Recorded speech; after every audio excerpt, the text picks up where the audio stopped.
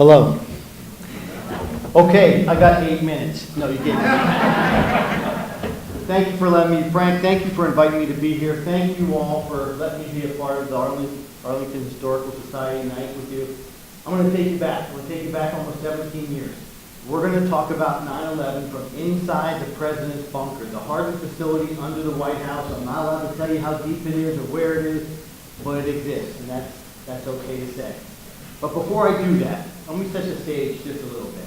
My background as a Marine, I flew attack helicopters. And in 1998, I was selected to fly President Clinton around in Marine One. What an honor it was to be an attack helicopter pilot, down to be a VIP transport pilot. And I just loved it. Came down here, and the mission was incredible. Well, I'll tell you a little bit about President Clinton. Whenever he came out and climbed on the helicopter, he walked up to that cockpit. He reached right in. He looked right at you, shook your hand. He was genuinely happy to see you. You felt as if you and the president just might be buds. Hillary, not so much. I say that only because she was in a bad mood most of the time, but we didn't take it personally. We assumed he made her that way. But we took the president worldwide. What an honor it was. A lot of folks don't realize this, but our president only rides in our helicopters, is driven in our limousines, is seen by our doctors, drinks and eats the food that we give him, and all that package and all that support has to go worldwide in advance of Air Force One because we can't outrun Air Force One. So if the president's going to do a Japan, Korea, and then China swing, I have 500 people in Alaska, limousines, helicopters, snipers, doctors, everything you can imagine, just so Air Force One and the president can safely refuel. I have another 500 people and all those assets waiting in Japan. I airlift Alaska to Korea, Japan to China, Korea to Hawaii. We move Navy ships around the Pacific to put Air Force One in a missile bubble so no one can fly up there and get too close to our president without permission. It is such a humongous package. We could fix Social Security with that amount of money, but we just don't want to. Okay, just want to share that with you. So the squadron commander came over to me and said, hey, guess what? I got a deal for you. You're not flying anymore. You are now our helicopter pilot rep in the White House military office up here in the Eisenhower Executive Office Building. Kind of a bummer, but I'm out of tension, so there's no talking back. And aye, sir, and next thing you know, I'm in a suit and tie up here in airlift operations. What an honor that was.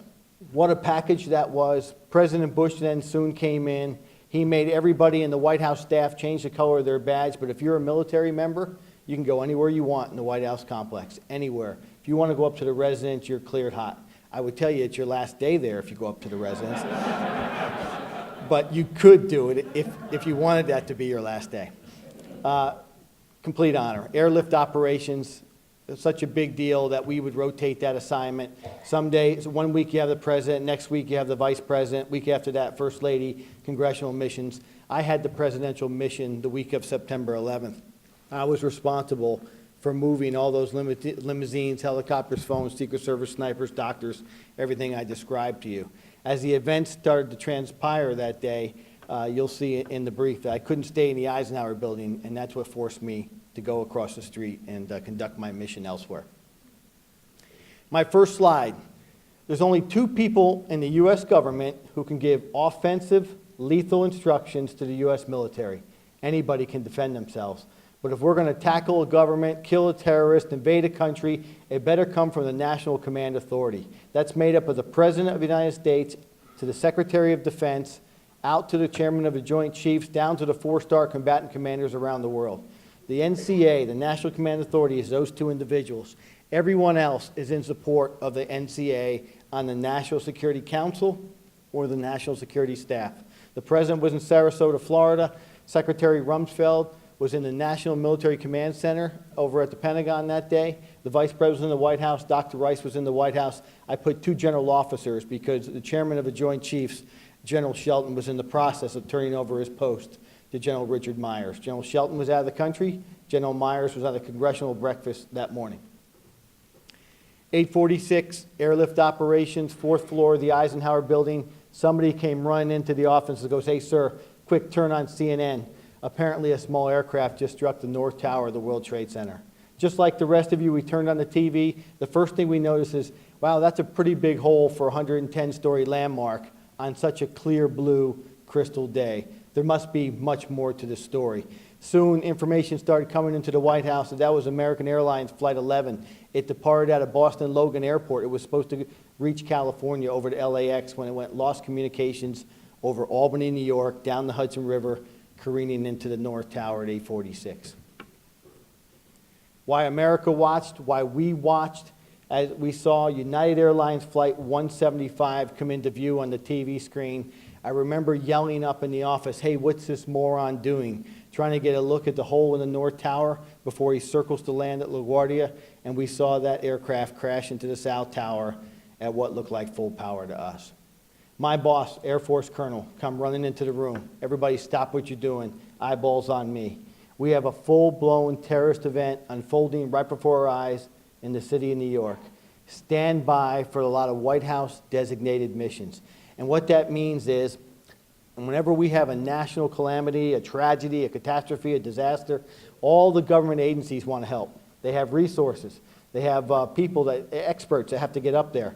Well, they're no more important than anybody else. And they all call the Department of Defense, and they get put into a queue. Agriculture is the same as interiors, the same as energy, the same as commerce. But if you call the White House and you say, hey, boss, this is FEMA. I got 75 doctors and all the medicine I can carry. I need to be in New York City right now. And he says, go. We will push baby food out of the back of the next available Air Force asset to get you and your people loaded up on your way up to the disaster site, in this case, New York City. So now all these government agencies are calling into airlift operations requesting 1 Alpha 1 priority. We're sequencing all those requests down to the Deputy White House Chief of Staff, and he's approving them in order. At the same time, we were diverting every Air Force asset we can get our hands on to divert them into Andrews Air Force Base, and we do what we call rack them and stack them and start lining them up, because we're going to start loading them up with people and supplies and resources to get up to the disaster site in New York City. The heroes of the day, the first responders that we're all here to talk about tonight and honor. The people of New York, without government intervention, are doing what they're trained to do. The Port Authority police officers were clearing the tower. The fire, the police officers were taking their post. They're running up burning buildings. We're making a perimeter around. They closed all bridges and tunnels to and from Manhattan. They're doing what everybody knows in a crisis you're supposed to do: isolate, mitigate, eliminate the threat as quickly and as rapidly as possible, and that's what they were doing while we were racking and stacking. 9:05, here's Andy Card. He walked into the Emma E. Booker Elementary School. He whispered in the president's ear, Mr. President, a second airliner just struck the North Tower, or the South Tower. America is under attack. He's been president for 8 months. Try to imagine being in a much smaller room than this with elementary school kids. The whole back wall is full of the White House press corps. Their Blackberries are all going off. He sees them working the phone. He senses the concern on their face.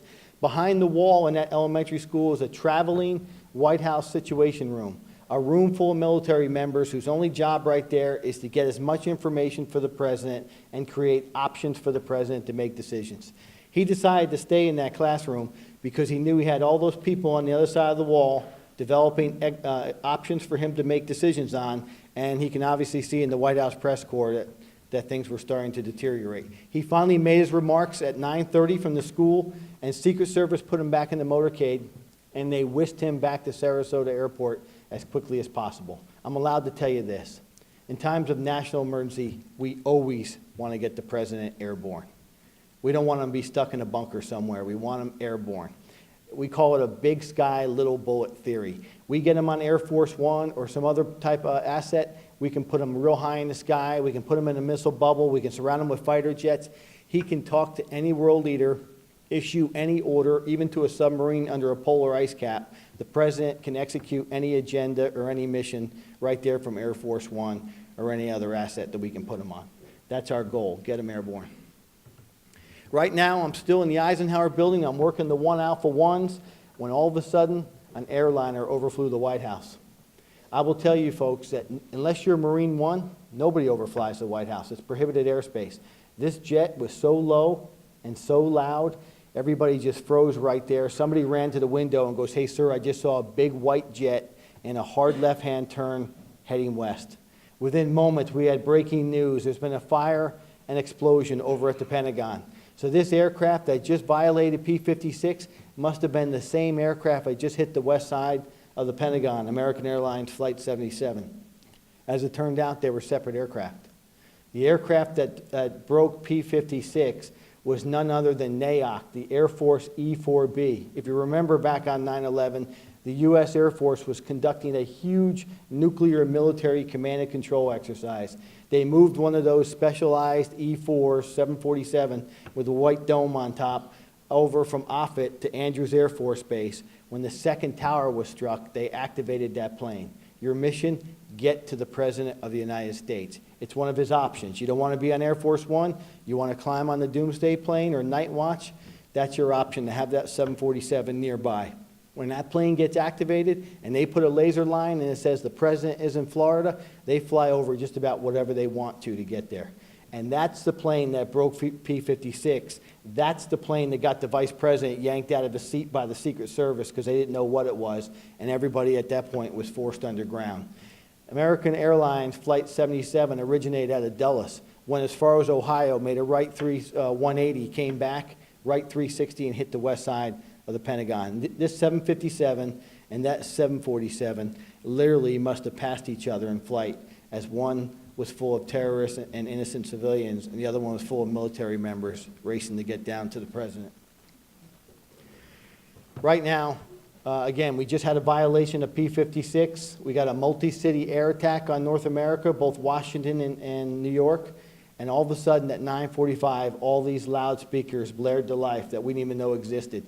And they said, evacuate the White House, evacuate the Eisenhower Executive Office building, everybody secure your classified equipment and go to the alternate sites.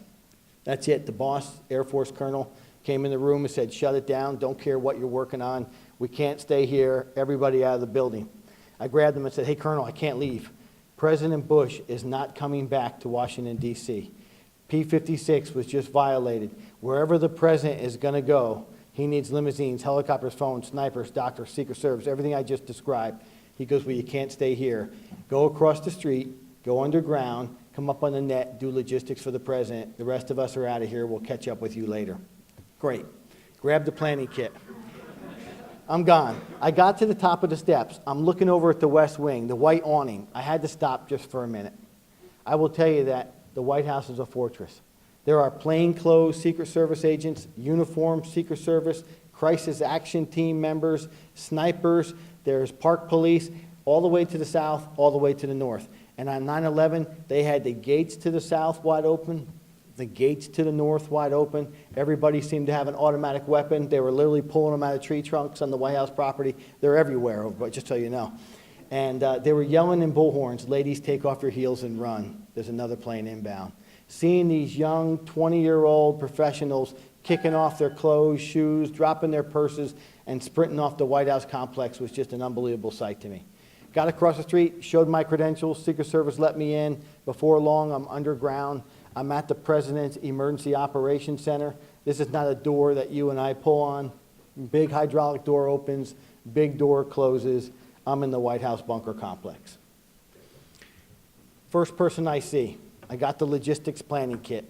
By the way, a little bit of trivia, since we're a historical society, I just want to back up one thing and say I just realized the last time the White House was evacuated prior to September 11, 2001, was when Dolly Madison was running out the back door. You know what? I should have had that as a bonus question for this audience here. But that was February of 1814. The British are burning down Washington, D.C. Here it is. We're evacuating 187 years later for the second time. Anyway, I'm down. I'm in the bunker complex. I got my logistics planning kit. I walk in. First person I see is the Vice President's military aide, good friend of mine, Air Force Major. I say, hey, Tom, I'm here to do logistics. I'll stay out of your way. He said, Bob, forget logistics. Answer the phones. They're ringing off the hook.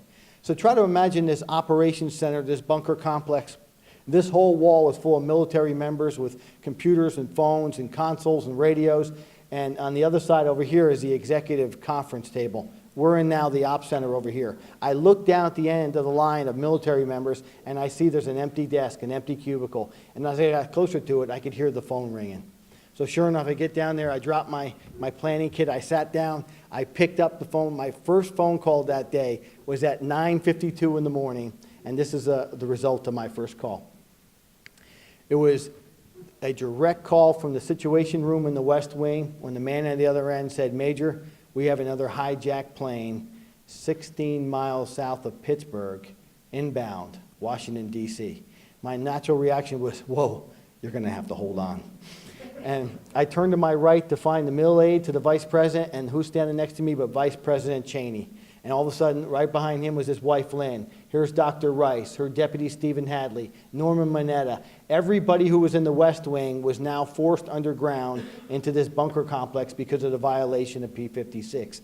And they're all coming over to my console to hear about this new hijacked plane somewhere south of Pittsburgh.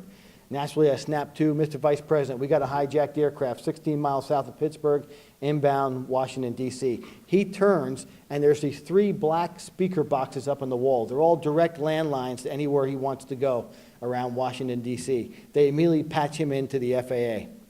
He goes, "Rick, it's the Vice President. Can you confirm we have another hijacked plane somewhere south of Pittsburgh?" "Stand by, sir, we're checking." Within moments, they came back. "Mr. Vice President, that aircraft is not talking. It's not squawking a transponder code, giving air traffic control, direction, altitude, and airspeed. It's way off course. Mr. Vice President, that is a hijacked aircraft." He goes to the second speaker box, and he's looking for Secretary of Defense Donald Rumsfeld, the other member of the National Command Authority who can give offensive lethal instructions to the U.S. military. And Donald Rumsfeld's not in the war room over at the Pentagon. And they're like wondering where he's at. At 8:46, they went into his office. He said, "I'm sticking with my schedule. Keep me apprised of what's going on." At 9:03, they entered his office. He said, "I'm going to have my CIA briefing. Stick with the schedule." At 9:37, when the Pentagon was struck by American Airlines Flight 77, he got up out of his office and he ran outside. Pretty admirable thing to do. Not his appointed place of duty. And in a crisis, I say that, in a crisis, remember, we all need everybody to do what they're supposed to do, not necessarily what they want to do. We had nobody at the helm as a result of that. We had the president still in the classroom. We're on his way to Air Force One. We had the Secretary of Defense somewhere out in the parking lot at the Pentagon. We had nobody to give offensive lethal instructions to the U.S. military when Cheney said, "General, this is a brigadier general. General, listen to me. I want 2 F-15s. I want them at an Otis Air National Guard base up there in Cape Cod. Let me know when they're airborne. Stand by to shoot this aircraft down." And I remember that moment, I covered the receiver, and I turned and looked at this man and realized he's no ordinary politician.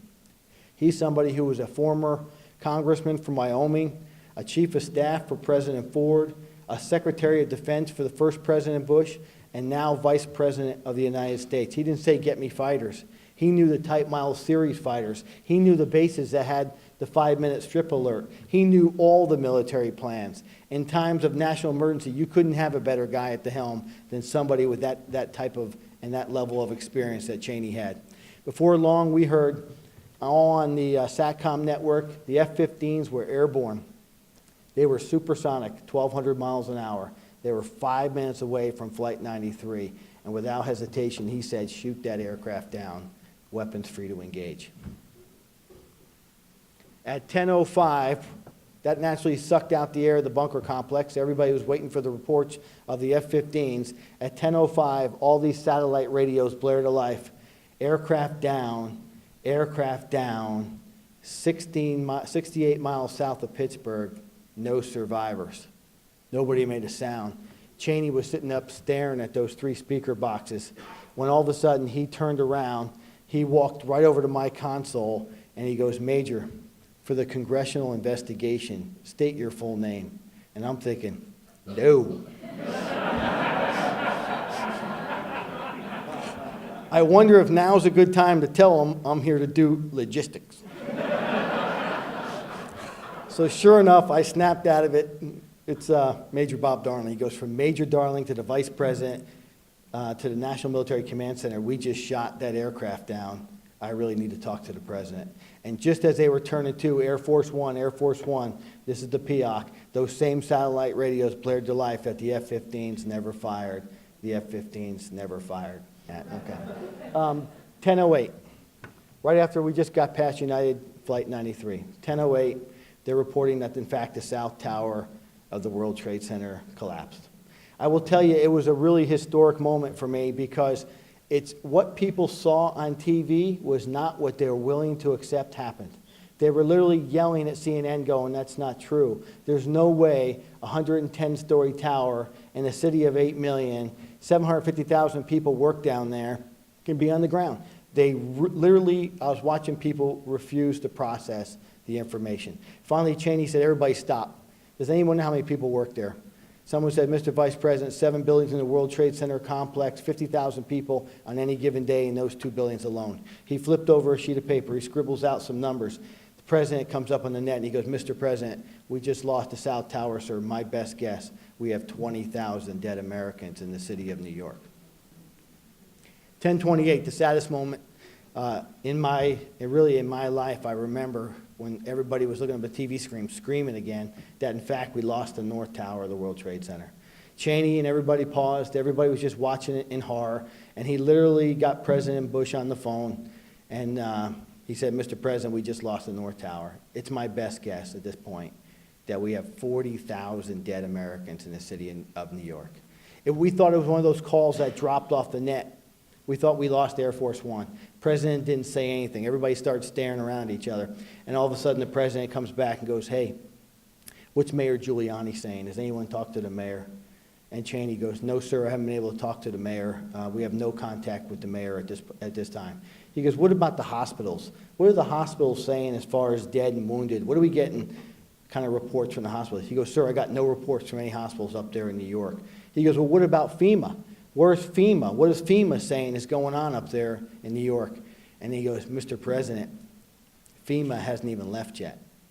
An hour and 45 minutes after the worst attack on our soil in our history, the U.S. government hasn't even left yet. We're still racking and stacking over at Andrews, still trying to get people where they need to be. We had no federal response to the attack. Those true first responders, ordinary citizens, regular shopkeeper, ferry boat captains, regular people saving each other's lives up there with no federal government intervention.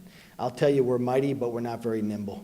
It's a big war machine, and it takes a long time to ramp it up, and get it where it needs to be. And that was proof on September 11th. 11 o'clock, all those airliners who weren't quite on the ground, if for whatever reason, if they went past a suitable landing site, we assumed they were under duress, they were not compliant, and a lot of them were merely trying to call their base, American base, U.S. Air Base, United Base, and say, hey, I've been ordered in Kansas. I'm supposed to go to San Diego. Do you know I'm being ordered out of the sky? And if they miss Kansas, we assume that they must be hijacked. And now we're scrambling fighter jets all over the place to escort these planes out of the sky, and we're crossing them off. We had about 11 at one point that were not complying, and we got them all on the ground without incident. 11:48, this is President Bush now. If you remember, I just gave you the background. He arrives, he's landing in Barksdale, Louisiana, home of the Air Force Base, Barksdale Air Force Base. We are DEFCON 3, we are continuity of government, and no one kicks CNN off base at Barksdale Air Force Base. And Cheney is looking up at the TV set yelling, if the terrorists don't know where the president is, he's landing at Barksdale Air Force Base. And he was not at all happy about that. They zoomed right in, the gears down, the flaps are down, and here comes the president, and he was beside himself. But anyway, the Air Force One, we got him off Air Force One. He went inside. We packed it full of food and fuel. We want to get the president back airborne as quickly as we can. He made some remarks from Barksdale, and then we were trying to get him out, trying to get him airborne. Colin Powell, Secretary of State, when you do succession planning of the government, he's a senior cabinet member. They want him home. He was in Lima, Peru. I was tracking his whereabouts. Wheels up out of Lima. He's coming back to the United States. Everybody wants him home. 1 o'clock, all of a sudden this report came in. We got a high-speed, low-level aircraft heading for the president's ranch in Crawford, Texas. No kidding, they're going to go strike the president's ranch. Scrambled 2 F-16s at a San Antonio, Kelly Air Force Base. They are now supersonic, 1,200 miles an hour, cleared hot, intercept that aircraft before he reaches Crawford, and all they did was end up going by a crop duster at 1,200 miles an hour. Now, crop dusters, if you don't know this, crop dusters don't have radios. So this guy is drinking the cognac, dropping the D. He has no idea what's going on in the world, and 2 F-16s went by at 1,200 miles an hour. So we were joking that, hey, first of all, we're lucky his airplane didn't disintegrate in flight, and that was the end of him. But when he sobered up, he went to go see the sheriff and said, I just saw 2 UFOs, no kidding. 13:45, we got the president back in the air. It's 1:45, he's back in the air. He decides he's going out to Offutt, Home of Strategic Command, great place for the president to be. As a result of DEFCON 3 and continuity government, we got 2 carrier strike groups, 2 carrier battle groups. Pretty impressive stuff. George Washington out of Norfolk, that's all the weapons, planes, Marines, sub, ammo ship, everything you can mount out, it's going to war. And we got the John F. Kennedy out of port down there in Jacksonville, Florida. Pretty impressive. It takes weeks to get a carrier strike group together. We got 2 heading out to sea in 3 hours. 3 o'clock, the president gets out to Offutt. They immediately take him underground. As soon as he gets down there, he has another air threat conference. There's a U.S. Airways airliner just left Madrid, Spain, heading for Philadelphia. It's a confirmed hostage situation. There's bad guys on this plane. He's talking to the military. He authorizes U.S. military to intercept this aircraft at 400 miles off the coast of the U.S. Continent, if you will. That's our air defense zone around America. Navy Rogers up, they got the mission. That aircraft ends up turning around, goes back to Madrid. It wasn't a confirmed hostage, it was a passenger having a heart attack. Again, information coming in, not exactly correct. 15:40, they went home. Here's the president, he's got a 4-star on his right. There's President Bush, Andy Card. He's got a White House communicator. He's doing a secure VTC. He can talk to any world leader. That's why he carries these footballs around with him and these communicators with him wherever he goes. I'm sure he's talking to CIA, the POC, the FBI, anybody the president wants to talk to. He immediately comes up on the net. We're watching Cheney, the Secret Service agent, Dr. Rice, talk to the president, and he's trying to convince them he wants to come home. They're like, no, sir, you're better off staying where you're at. Pentagon's still on fire, smoke over the White House. He goes, listen up, continuity of presidency is no longer in effect. I'll be wheels up in 15 minutes. I'm coming home. And when I get there, I want a second presidential daily brief. And it better have actionable intelligence in it when I get there. President's wheels up, everybody's coming home, Special Air Missions doing their thing, C-17 going to get cabinet members. The president lands at Andrews, Marine One picks him up, they fly over the Pentagon. I will tell you there was more fighter aircraft over Washington, D.C. at that time. He's met by Dr. Rice, they whisked him into the bunker complex. All the cabinet members who were there, they let in. You can't come in after the president because the White House is sealed. You're not getting out, you're not getting in. But most of them had made it in. There's Colin Powell, he even made it back. And they start going around the table, and it started with Cheney, Rice. Everybody's giving the president a 30-second data dump about their area of responsibility. We're watching through the other side, through the window there, the blacked out window, and we saw them build the president's daily brief. We know who was responsible for the attack and where they were at the time. And the president's messing with his tie, and they're each giving him a data dump. Finally, it came around to President Bush's turn. He looks up, he goes, FEMA, where are you? Mr. Joe Alba. Joe, get on a plane, get to New York. Bring your checkbook. I hear it's a mess up there. Transportation, Mr. Norman Mineta, where are you? Here, sir. He goes, Norm, planes, trains, and automobiles up and operating by noon tomorrow. Figure it out. As soon as you do, let me know. I want to see my national security team upstairs in 5 minutes. The rest of you, thanks for coming. America is off to war. Everybody else had better catch up. And that's what the president did. He went upstairs. All right, let me share with you folks. I was part of airlift operations, special crew. We got invited up to Washington, D.C. They pulled first responders literally off the pile to come talk to us. We were really uncomfortable with it. It was still a rescue mission in their minds. And they were giving us a brief on what was going on up there. It was gut-wrenching and overwhelming, to say the least. 13 stories of carnage.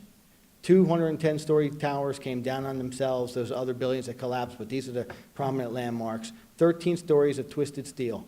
There was no desks, escalators, laptops, anything that you could pick up out of a pile and go, look, used to be a computer.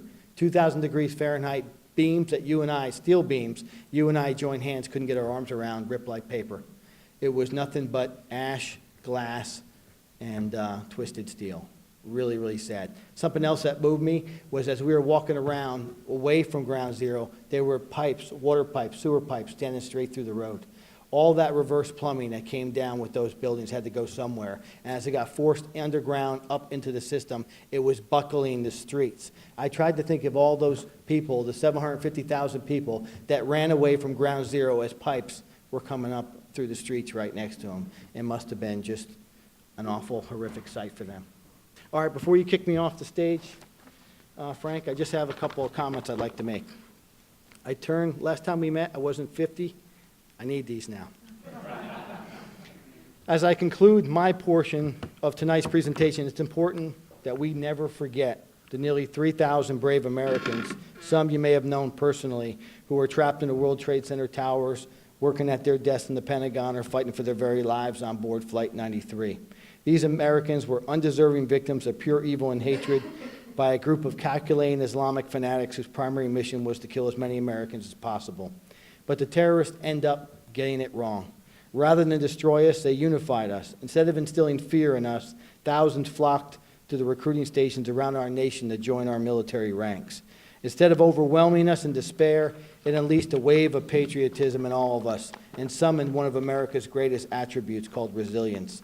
It was our resilience that helped us win the American Revolution, recover from the Civil War, as well as 2 world wars. Our resilience that enables us to overcome earthquakes, epidemics, floods, and hurricanes. On 9/11, it was our resilience that empowered ordinary Americans to do extraordinary things to save each other.